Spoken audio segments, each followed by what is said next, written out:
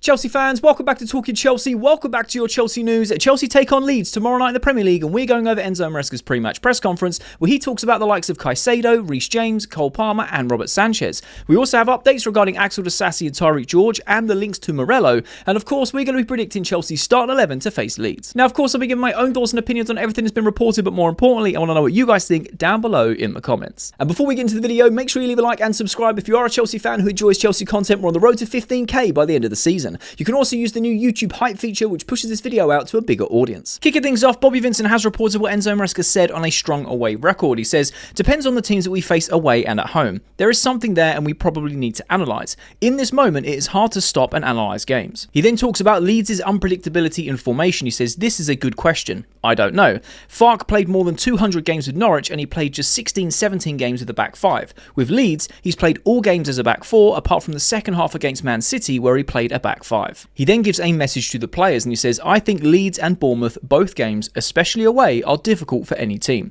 They will be different compared to Barcelona and Arsenal. We need to be ready. He then delivers the team news for Leeds and he says, everyone is fine. Romeo is still recovering. Dario, he was okay and started some sessions with us. He now needs to slow down a bit. He will be out again, hopefully nothing important. He then talks about Reece James starting versus Leeds and he says it's complicated. I would like to start him every game, but we need to see. He then talks about the midfield plan with Reece James. He says he can play both positions. He has been a fullback his whole life. He has also played as a midfielder. He can be good in both positions. When we decide for him as a midfielder, we want physicality in the middle. It depends on the game plan, but as you said, he is doing very well in both positions. Now I want to take a second just to talk about Reece James because he was unbelievable. We know how good he is, but he was unbelievable against Arsenal in the midfield. We've all seen the clips, we've seen everyone's content around it, everyone's got their own opinions. We saw that game with our own eyes. He was phenomenal. He was the player that everyone was talking about from both sides going, wow, he ran that midfield. Absolutely bossed it. He is a right back who can be phenomenal there, world class on his day, and well, just a world class defender, a world class player. Scrap the defender midfielder, just a world class player. And he played a midfield and absolutely bossed it up against the likes of Declan Rice and Zubimendi. Now, admittedly, Zubimendi was well off the pace. Declan Rice still had an okay game, but Reece James was phenomenal. We spoke about a lot about his performance specifically in the last few videos, so I don't want to keep banging on about that. But what I do want to say is, I feel like every Chelsea fan, or most, let's say 90% of Chelsea fans, can hold their hands up now and say, we were wrong. We were wrong. Maresca, he was thinking so far ahead, we couldn't see the vision, and now it makes sense. Because when Maresca started playing Reece James in midfield, 90% of Chelsea fans, myself included at times, were going, what is he doing?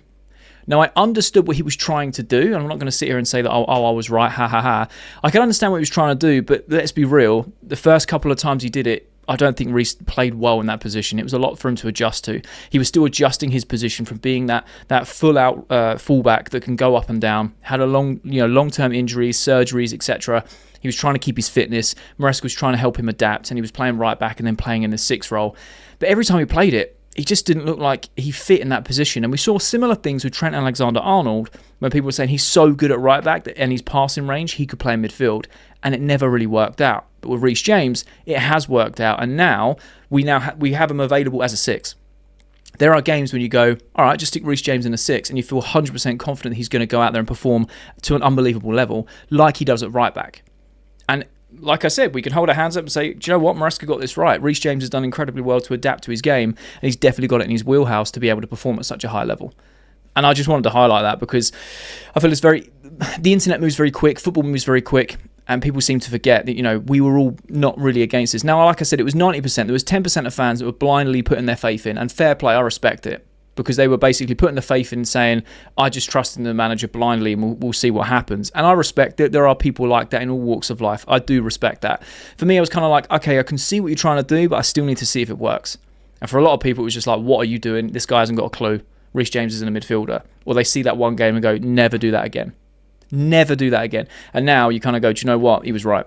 It's taken some time, for sure, but he was right. And now we have a world-class player available who's fit, playing many games, on a weekly basis. Been fit for over a year now and can now play unbelievably at right back or unbelievably as a number six. Him and Caicedo together were unreal. So physical. And I know Caicedo was only on there for, 38 minutes or whatnot. But having that as an option to utilise throughout the season just gives Chelsea such a different dynamic. So let me know your thoughts and opinions down below regarding Reece James in midfield. Were you a hater? Were you a believer from the start? What are your thoughts on him playing in that position now? Love to know your thoughts down below. Maresca then speaks about replacing Moises Caicedo. He says, for sure, again, we are a better team with Cole, with Moy, with Levi. But when these players are not available, we need to find solutions. Now we have to do something different. He then talks about Andre Santos being ready to replace Caicedo, and he says Andre is ready. His position is playing as a number 6, like Moy, but he is ready. One that can play very good in that position is Josh Ashampong, but we will see. Now, again, this is a player that we've just wanted to see more minutes from, and we've seen him in that sort of Enzo Fernandez 8 role, we've seen him in that 6 role, we've seen him in that 10 role, and I'll tell you what, there seems to be a lot of players and a lot of systems and a lot of tactics clicking into place for this Chelsea team this season, because the last time he played as a 6 was when we didn't have Moises Caicedo. We won our first game without him under Maresca, and it was all because of Andre Santos' performance. He was phenomenal in that 6 role, and it made a lot of rival fans sit up and go, wow, this guy's a baller. Where's this come from? It's like Chelsea have replaced Caicedo immediately. We have the likes of Santos, who is just such a Swiss Army knife of a midfielder who can play that Enzo role and being that 8 that floats forward. I think his weaker position is when he is really high up in that 10. Because when he did play there against Forest, yes, he had some very good moments. I'm not disputing that. But there were times where he just kept looking at the sidelines because he was lost. He didn't know what he was meant to be doing. Whereas he's more comfortable as that 8 driving forward with the ball and having that defence in front of him rather than being a bit high up. And then also being as that 6 where he can break up the play and do the defensive work. I personally feel like what Maresca is saying is spot on. He is a 6 who can play the 8, if that makes sense, rather than being an 8 that can play the 6. And I actually feel very confident going in against Leeds. It's going to be a very, very tough game. We're going to predict the 11 in a little while. But having the likes of Andre Santos in the form that he was in the last time he played in that 6, filling into that 6 because Reece James probably won't be playing against Leeds because of how physical the Arsenal game was, playing against 10 men for so long, and not having Caicedo, you kind of go, ooh, Lavia's injured, Asugo's injured. They're your 2 sort of like for likes. But an Andre Santos Enzo double pivot, I'm all over that. And we can do that now with the likes of João Pedro being able to play 10 and still play the 9 if he's still fit. We've also got Cole Palmer coming back. We've got Delap as a 9 as an option as well. We've got so many good options, and we do have that depth where it's needed. But like I said, it seems like a lot of the tactics and the player performances is all falling into place at the right time. This time last year, things started fading away in December because it was a congestion of fixtures. The mentality wasn't quite right. There was an A side and a B side in terms of the teams that were playing Premier League and Carabao Cup and Conference League, etc. This year, they've played a lot longer together. They're all on the same hymn sheet. They're all performing in a better sort of performance level that is just raised. We've got momentum, we've got confidence, and I genuinely feel like we can go through this festive period one game at a time and just start picking up points. Leeds and Bournemouth away are huge 3 points each, so 6 points. That is huge 6 points that Chelsea need to get on the board. And I'm not saying that because we're going for the title. I actually think that we are very much in the contention. I know it's very early, and I keep saying that it's very early, but while we're here, we need to stay in and around that pack. It's very, very tight between second all the way down to I think it's like 8th or 9th. It's like 3 or 4 points in it. It's wildly close, and this is where the congestion of fixtures come in, and I think like Chelsea have to do everything they can to keep adding the points, but they're just going to be very tough games away from home, where they're going to sit low, they're going to do them low blocks, mid blocks, they're going to play haramble, they're going to just try and do everything they can to either keep the point on their side and try and hit us on the transition, which we see time and time again, or if we're lucky, they are going to try and play football, and I don't think that's going to be the case. They're either going to play a back 5, a low block, they're going to try and soak it up, and we've got to try and unlock it. I think they're going to be drooling games to watch for us fans, because it's not going to be the most entertaining or exciting football like it was against Arsenal, like it was against Barcelona. I think these are going to be games where if Chelsea go on to win it, they're going to have to grind these results out, where we don't play very well for 60, 70 minutes, but we might nick a goal here or kill a game off late on. And I'm more than happy with that, because I've always said points on the board is more important about how you play. Because if you're getting wins, ultimately, that's all that matters. And I'm not one to say it's paper over the cracks or anything. Realistically, points on the board is all that matters, really. So I think these 2 games are going to be massive, massive games for Chelsea. If we can get the 6 points here, I feel fairly confident going into the Christmas period. And having the likes of Andre Santos playing well, playing in that 6, Reece James not being available, Caicedo not being available, I'm still not panicking because I feel like someone like Santos can come in and fill those boots in very, very well, and have someone like Enzo next to him. I think we've still got an incredibly good midfield. Maresca then goes on to talk about Robert Sanchez's improvement, and he says, I think Robert, in terms of saving, he has always been good. Since day one, our build-up, it depends on how other team presses. Robert's game against Arsenal was also one of the best games in terms of build-up. He is improving, especially in the build-up. And again, I'll hold my hands up, said this publicly, I'm always fair. Criticism where it's due, flowers where it's due. I was a massive Robert Sanchez hater, and I think a lot of Chelsea fans, if I had to put a percentage on it, again, I would say about 90% of Chelsea fans wanted this guy gone up until around January, February, even March last year. But he's been consistently improving from the second half of last season all the way through the Club World Cup and this season as well. He's made one mistake in my eyes, and that's the Man United game. And like I've said many times, that type of thing happens when you're a goalkeeper. You get caught out. It happens. I don't think there was any malice intended by it. I think he just mistimed it. He just wasn't thinking right. He had to make a split decision, and it didn't go his way. But you look at the performances he's putting in against Arsenal. You look at the performances and the saves he's putting in, the way he's claiming his crosses. He used to be Superman punching everything, flapping all the crosses, not being commanding of his box. You know, in the build-up, making silly mistakes. Now, is his passing perfect? No, it's really, really not. Has it got better? I think it would be unfair to say no. It's definitely got better. And I feel like the tactics, the system that Maresca's put in place, the players around him in that defensive line are putting less pressure on Robert Sanchez, so he is able to pull off more of the build-up moves. And I go back to the Burnley game, just after the international break, early kickoff, bit of a slog of a performance where we weren't amazing. We go 1-0 up early, and we go kill the game off. And it comes from Sanchez making a pass that, if he wasn't high on confidence, would have played it straight into that Burnley forward, and we would have lost that game or drew that game. But he didn't. He gets away with it, and then it goes to gusto, and we make that pattern of play. We then get the second goal. Game is over. And I feel like it's all down to confidence and momentum, like I keep saying within this team. But for Sanchez especially, this guy just keeps riding his wave. He is one clean sheet behind David Raya, who is, arguably one of the best keepers in the league, behind, in my opinion, Donnarumma. I think he's unbelievable. I think Sanchez is a top 5 keeper in the league right now. And that's wild to say, considering this time last year, he had the most errors leading to goal in the top 5 European leagues. And he couldn't claim crosses, and he couldn't come out and command his box. Whereas over a period of time, when you really watch Chelsea week in, week out, you can go, do you know what, this guy's improving. PSG game in the final of the Club World Cup was a massive eye-opener in terms of how serious this guy is at wanting to be Chelsea's number one long-term. And you could say, it's just one game. But it hasn't been one game. It's been an amalgamation of games before that, but that was like the epitome, that the final, that the peak of his performance, because he knew it was a final and he needed to be on his game. And he was on his game. The whole team was. We absolutely battered PSG and they weren't expecting it.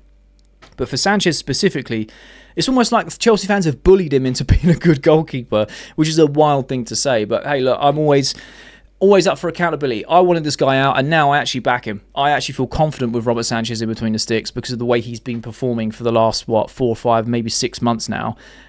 He's been steadily getting better, and I think now he's really in a good run of form. The question is now, can he be consistently good at this level? Can he put in the performances like he did against Arsenal consistently throughout this festive period? Because if he can, I think it's undeniable. I really do think it's undeniable. And I want to shout out the 10% of Chelsea fans out there that have backed him since day one, because fair play. Fair play to you. You guys were seeing stuff that we couldn't. And I feel like, again, with the online space and the football space, we are very emotional, we are very passionate, we are very reactionary. It's perfectly normal. It's what fans do. But it's also okay to change your mind and change your opinion. That's called growing as a human, right? So, look, I've changed my mind on Sanchez. Flowers where it's due. I've given him flowers when it's been due. And I've still had people coming at me going, he's awful, we need to be selling him. And like I said, with these links with Mike Maignan that are now gone quiet, I think the timing's gone. I think if we would have signed him in the summer, that would have made a lot of sense, because at the time, people were still undecided on Sanchez, and I could see why that would make sense. Now, I'm like, I'm actually all right. I think I'd rather keep Sanchez. And then we'll deal with the Jorgensen situation, whether we keep him and he fights for his place, or we sell him on and there's a space for that second keeper. Do we bring Mike Penders back or get another keeper, whatever. But in terms of Chelsea's number one, I think Robert Sanchez has got it on lock specifically. It's his position to lose. And like I said, but the games like Arsenal just reaffirm like how good this guy it really is. Now, am I saying he's world class? No, I'm not. But I'm saying he's massively improved and his flowers are due. Maresca then speaks about Cole Palmer and he says he's available. He was on the bench last game. With 10 players, it was more complicated for Cole because he needs to come back in terms of fitness condition. The idea is to give him some minutes until he can play 90.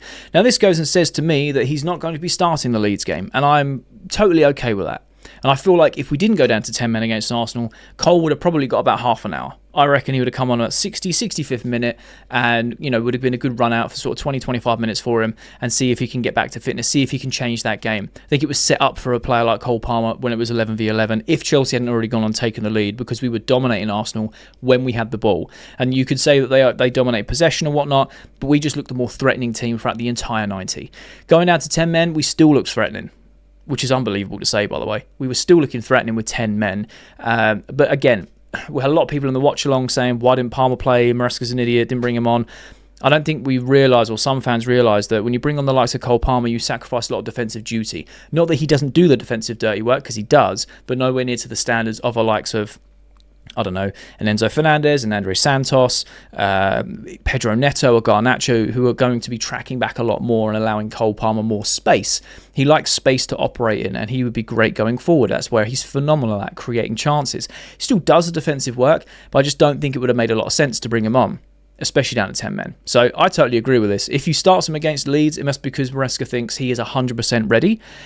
However, we know how Maresca likes to manage his players, so I feel like he will probably get maybe a half of football. Who knows? He might start the game and just do the first half. He might come on in that second half, might be from the 60-minute onwards. I'd just be happy. I think we're just excited to see Cole Palmer playing for Chelsea again, because think of how well we've been doing and how many points we've been picking up so far this season without the likes of Levi Colwill, without the likes of Cole Palmer in that team. You then add Cole Palmer into this team that's already performing very well, and all of a sudden we have the potential to go to the next level. There's actually been some conversations and questions being asked around how do you fit Cole Palmer into this team right now, considering how well we're playing? Because everything seems to be, the cogs are all turning, they're all greased up, and they're all firing on all cylinders. And then you bring in the likes of Cole Palmer, who hasn't played in a few months. Does that disrupt that system, or does it elevate it? And I think it's a mixture of the two. Obviously, it elevates it, but Palmer's going to need some time to adjust and get back to full fitness of doing full 90s week in, week out. I'll tell you what, it's going to be very, very interesting if Chelsea can continue to pick points up while Palmer has obviously been out, which we've been doing, but then when he's being integrated slowly, which hopefully we can do, because then when he's back to being ready, playing full 90s week in, week out, I think Chelsea are really going to be pushing for stuff. Do I think we're going for the title? Like I said, I don't think we're going for the title, but I think we're going to be in and around it for a long time, as long as we continue this momentum, continue this confidence, continue this mindset, and we just get points on the board by any means necessary. But let me know your thoughts and opinions down below regarding Cole Palmer. How would you manage his situation? Do you think he's going to start against Leeds? Do you think he's going to come on in the second half? Do you think he's going to just play the first half and come off? How would you integrate Cole Palmer back in to make sure he gets full match fitness without disrupting the team currently? S. Johnson Sport has reported that Axel Disasi has begun training again with the first team recently and also played for the under-21s against Reading in November. This is all to ensure he is fully fit to make a move. Now, we spoke about Disasi being involved in the under-21s and being one of those leaders behind the scenes for the younger players coming through, and it's a really good sign. He looks very, very lean, looks fit again. He's playing football. He was captain of the under-21s as well. And there was kind of this debate of, is he going to force his way back into first team because he's just put his head down, worked hard. And I've said many times, I respect anyone that can do that. I really, really do. As much as I don't rate him as a player, I respect the work rate, the mindset. He's never once complained. He's just got on with things. But I think he was always destined to leave Chelsea because Maresca made it very clear that he's not part of his plans. Seeing him train with the first team across the international break was just nice to see, because it was almost like his hard work was being rewarded. But it's now been confirmed that, yep, just keeping his fitness up because he's moving in January. Same with Raheem Sterling. Axel Disasi, Raheem Sterling were the first two names on that transfer list in January. They've got their one-to-one coaches to make sure they can secure a move away. I'm just very curious to know how he's going to leave Chelsea, whether it is loan or permanent, purely because I know that Chelsea want to offload him, and I totally agree. It makes the most sense to me.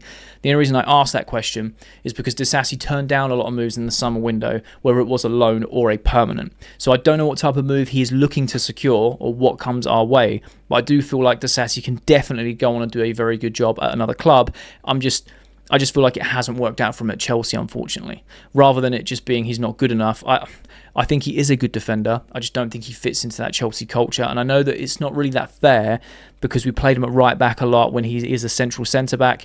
And, you know, when he's played central centre-back, he's had some very good performances. I just don't think he's consistent enough.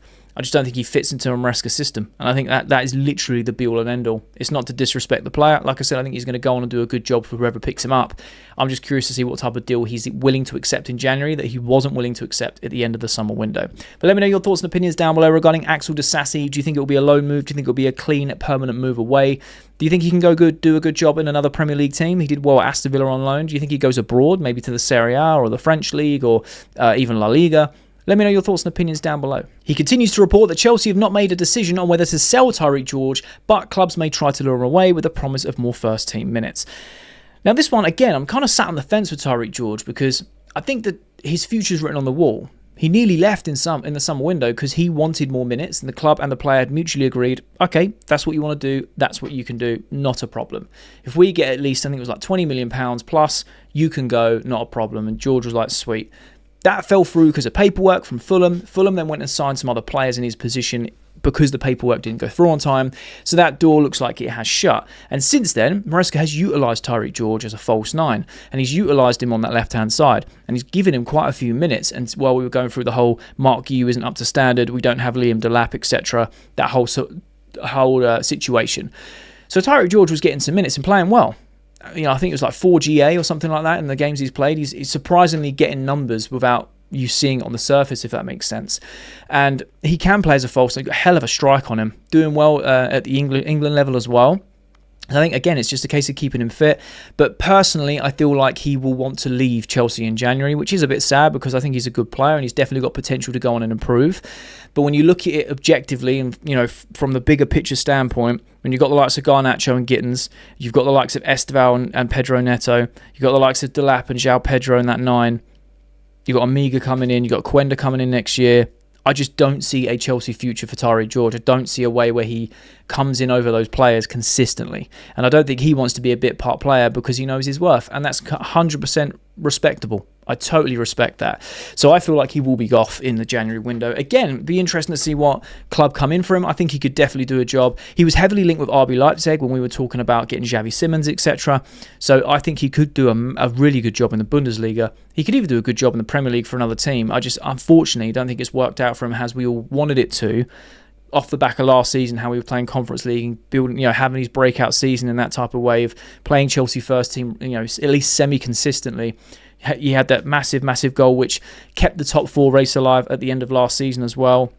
I think he's a great player, but I just don't see a Chelsea future with him when you look at the bigger picture and the future players coming into the squad. But let me know your thoughts and opinions down below. How much do Chelsea get for Tyrique George and where does he end up? He also reported that Chelsea have held long-standing interest in Murillo, but he is considered at the starter level, so not on their radar. The focus is more on succession planning and the players for the future.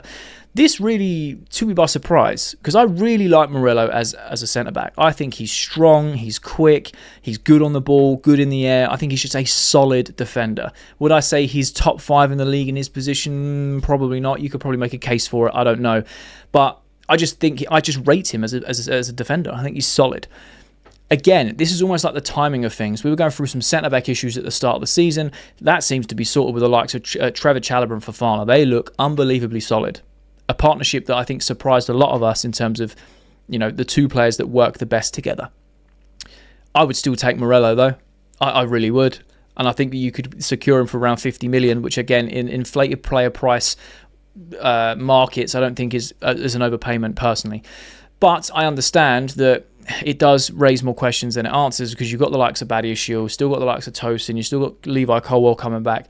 Is he going to come in and take someone's position in that starting 11? Probably not, especially when they're fit. And you look at Fofana's form recently, Chalobah's form recently, it won't make sense. So I get it from that perspective. But for Chelsea to view him at a starter level just surprised me a little because I'm like, oh, okay, they don't rate him as highly as other fans that have watched him play. Some people say he's inconsistent. He's been a bit unlucky with injuries, but I think he's a good defender in that back line. But it looks like Chelsea are not going for him. The focus is on succession planning and players for the future. So we do have the likes of Mamadou Sarr coming back. We've got the likes of Aaron Anselmino coming back, who are both playing very well on their loans. We've got the likes of Badiashile, who's in and out of fitness. We've got the likes of Levi Colwill coming back, our best centre-back. And our centre-back pairings of Colwill and Fofana, I think next season is going to be unbelievable. I really, really do. We're seeing the best of Fofana. Touch wood, he stays fit because, again, run of games, confidence, momentum. This guy's unbelievable. He's our best defender, bar Levi Colwill. So I feel like that is the long-term plan, and it kind of makes sense, you know, when you look at it from that perspective. But it did surprise me a little how Chelsea sort of view him at a starter level and not a player that can come in and improve the squad. So again, I'd like to know your thoughts and opinions down below regarding Murillo. Would you still go for him, or do you think Chelsea are right here to say, do you know what, he isn't going to come in and completely change that back line? He is viewed at a starter level. We have better centre-backs at the club already. So let's predict this Chelsea starting 11 to face Leeds tomorrow night in the Premier League. Starting off in goal, I'm going with Sanchez. Like I said earlier in the video, Sanchez, Chelsea's #1 keeper, and no one knocking him off his perch anytime soon. This guy's been playing in a really good level of form. Hopefully that continues. Left back, I'm going to go Cucurella. We haven't really seen Joel Hato being utilised recently, but I still feel you need a player like Cucurella because he's so integral to Enzo Maresca's system.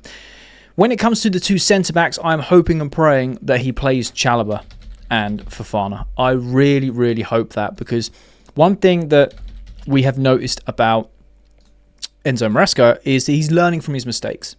And he's made something like over 102 changes so far to his squad this season. He loves a rotation. But I feel like an away game like Leeds, I know we played on Sunday, we're then playing on Wednesday, I feel like for the centre-back pairing, they're working so incredibly well together. Please do not change it unless it's absolutely necessary. Now, if he comes out and says, look, something precautionary with Chalobah, something precautionary with Fofana, we want to make sure they're all good, then I've got no qualms with it, because he's trying to manage them and keep them fit. I've got no qualms with that at all. If it's just rotation for rotation's sake, that's when we go, okay, whoever comes in needs to do a job. Whether it is the likes of Ashimpong, who we trust, whether it is the likes of Tosin, who's had a bit of a shaky season, but again, can do a job very well, especially good in the air, very physical, not as quick, doesn't have the recovery pace. There's been a bit of a blip between Chalobah and Tosin in terms of a partnership this season. There's also been games where they played pretty decent together as well, but I'm hoping that we keep the consistency of Chalobah and Fofana.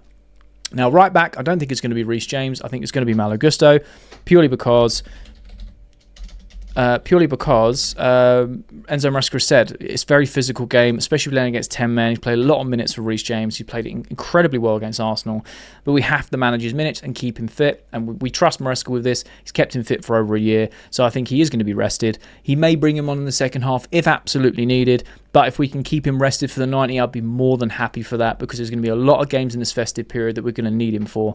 We've also got Champions League coming as well, so Atalanta's going to be a tough game, especially going off the back of the Barca game, and obviously we've got Bournemouth away as well, so I think Augusto is going to play right back.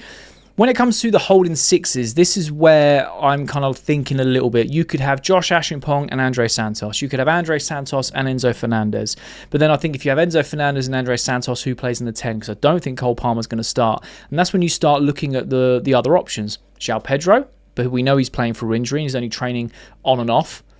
You've also got Buonanotte, who we haven't seen in a while, which I think would be a good option. Because we haven't seen him in a while, he must be fit and ready to go. But we're also going to be bringing on lots of Cole Palmer. Now, do you bring off a João Pedro for a Cole Palmer? If it's needed, if it makes sense. Do you bring off a Buonanotte for Cole Palmer? Yes, all day long. It's a massive upgrade, right? And I like Buonanotte as a player. I really, really do. So, basing on who is playing further forward, I am going to go with Andre Santos, as Maresca's basically said he is a 6. He's ready to play. Caicedo obviously isn't available. And I'm going to go Enzo Fernandez, because I think that's still a very solid partnership in that 6. And we know how good Enzo is at driving the ball forward and how well he's been playing this season. But Andre Santos can also do that role too. So there could be times in the game where you see Andre Santos driving forward with the ball and doing that sort of 8 role on transitions and things like that. Like Caicedo does at times, but because they can both play that, obviously Enzo could sit a bit deeper if needed. He's obviously not as strong defensively as the likes of Santos, who plays as a 6 primarily. But I think that's incredibly solid, especially going off how well Andre Santos has been playing. And the last time he played in that Moises Caicedo role, he absolutely bossed it. So that leaves the front 4. Now on the left-hand side, we could see Garnacho play again. He came on for Esteval against Arsenal, so he played a half. He could start this type of game. But I have a funny feeling that we might start Jamie Gittins. I feel like we might start Jamie Gittins for this type of game. Reason being, and again, I don't really mind if it's Gittins or Garnacho on the left, because they're both performing at a very good standard. I'm happy with both of them, and I think a lot of us are, really. Gittins is more of that technical player that likes to try and beat a man and try and create space. Garnacho still tries to do something similar, but he utilises his pace more and likes to get in behind, makes them runs over the behind, off the shoulder, trying to get in behind, cut the ball back. Gittins likes to be a bit more technical, get the ball to feet, try and beat a man there and then on his one-on-ones. And look, we're splitting hairs between them, but I think if you was to go in terms of player profile, Gittins may be more suited to play a Leeds team who could potentially play a back five or play a low block where he's there to try and, make something happen. And obviously, seeing how good his deliveries of crosses have been recently, he obviously set up Neto in the last Premier League game. He played very, very well. So I'll be more than happy for Gittins to play there. When it comes to the number 10, like I said, it's either going to be João Pedro or Buonanotte. It all depends on the fitness. Enzo Maresca said everyone is fine. And if we're going based off that, then I'll go with João Pedro.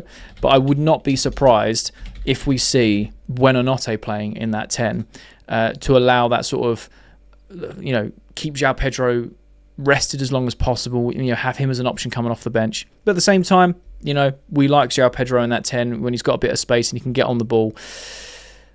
I think he can obviously do a job there. We know that he plays better as a 10 than he does a 9, unless he's playing with Cole Palmer behind him. Then, João Pedro as a 9 with Palmer feeding him, unbelievable. And I'm very curious to see how well Delap does with the likes of Cole Palmer feeding him consistently as well. When it comes to that right-hand side, I'm going to go with Pedro Neto. And there's no disrespect to Esteval, but I feel like obviously Esteval started, played very well. Well, played well, but had some moments where youth got the better of him. He was very, very excited for that game. You could tell he's overexcited. And I said on the watch long a few times, he just needs to take a deep breath and calm down a little, because we know how good he is. He was getting so excited because he was the one threatening that attack and getting into the right positions, blazing things over the bar and whatnot, which happens. He's 18. It's going to happen. There's no shade at him. It's just one of those where you can kind of see when you're watching him that he's just a bit too excited. So he was taken off. Garnacho went on the other side. I think Garnacho did all right, to be fair. Played pretty well. But I feel like we might use Esteval as a player coming off the bench again. So we might see Pedro Neto playing on that right because he was rested. And we know how Enzo Maresca likes a workhorse like Neto, who he can rely on, who's got the experience. I think it makes a lot of sense. And that leaves the number 9 for Chelsea. Now, I would be happy for either Mark Guiu or Liam Delap. I wouldn't mind either, if I'm being brutally honest. I think he's going to go start with Delap because I think Delap needs that confidence boost. He got that goal against Barcelona, which hopefully opens the floodgates. All right, a lot of you guys are saying in the comments already, he took that number 9. It's all on him. He willingly took this curse and said he didn't believe in it. So we'll soon see if he can break that. He got that goal against Barca, which is great. And against a Leeds team that maybe going to sit back, maybe in a low block for sure, maybe in a back five, you need someone like Delap who's physical, who can hold the ball up, who can just drag centre-backs out of the way to allow the players like Gittins, Pedro, and Neto to exploit the space just behind or just in front of the centre-back lines or in behind wherever Delap can work the channels. So I think that makes a lot of sense. So that is my predicted Chelsea 11 to start against Leeds tomorrow night. And I really, really like that lineup. I think that is solid throughout. It'll be very interesting because we know that Maresca likes to do a lot of rotations. So like I said previously, I'm hoping he keeps that centre-back pairing because in the Premier League, I think it's 3 games, 3 clean sheets. Or I know we conceded against Arsenal, so it's 4 games, 3 clean sheets with that pairing of Chalobah, Fofana. But they're just playing incredibly well so far. So I'm hoping that he keeps that, the rotation of Reece James. And then again, you've got the likes of Cole Palmer on the bench, who I feel will come on in the second half for the likes of João Pedro or for the likes of Delap, and then you put João Pedro as a 9. There's a lot of things that we can do there. You can also bring on the likes of Esteval, you can bring on the likes of Garnacho. I really like that front four and how versatile it can be. And it also depends on who is fit, who recovers quickest from that Sunday's game. So let me know your thoughts and opinions down below regarding this lineup. Do you agree? Do you disagree? Would you be playing players in different positions? And that's the latest Chelsea news. Let me know your thoughts and opinions on everything that's been reported down below in the comment section. I love having a conversation with you guys. And if you have watched this video all the way to the end, firstly, you're a real one, and I mean that, you're a real one. But secondly, there'll be a thumbnail appears on the screen. So if you are a Chelsea fan who enjoys Chelsea content, make sure you click that thumbnail because you'll enjoy that video too.